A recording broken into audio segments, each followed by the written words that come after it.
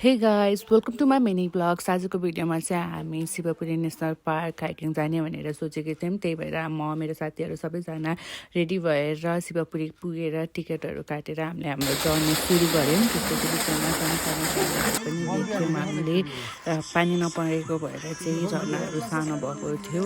अनि हामीले हाम्रो लाइफको एक्सपिरियन्स एकअर्कालाई सेयर गर्दै हामी चाहिँ हाम्रो हाइकतर्फतिर लाग्छौँ। हामीले चाहिँ विष्णुद्वार जाने भनेर सोचेको थियौँ, तर हामीले चाहिँ बाटो बिर्सेर हामी अर्कै लोकेसनमा पुग्छौँ। जहाँ पुगे पनि रमाइलो नै थियो त्यो लोकेसन नि, तर पानी परेको बेलामा चाहिँ त्यो झरना चाहिँ एकदमै ठुलो हुने रहेछ। तर अहिले चाहिँ विन्टर भएर झरनाहरू सबै सुकेको कारणले चाहिँ हामी यो ठाउँमा पुग्छौँ। यस्तो सानो बाटो हिँड्दै हिँड्दै हिँड्दै हिँड्दै यस्तो बाटो 10 मिनट जति हिँडेर हामी चाहिँ यो झरना बाटोमा पुग्छौँ। त्यसपछि हामीले घरबाट नै खानाहरू लिएर गएको थियौँ अनि बिस्तारै हामीले चिया खायौँ, अङ्गुर खायौँ अनि त्यसरी नै हामी फर्क्यौँ घरतिर। Thank you for watching.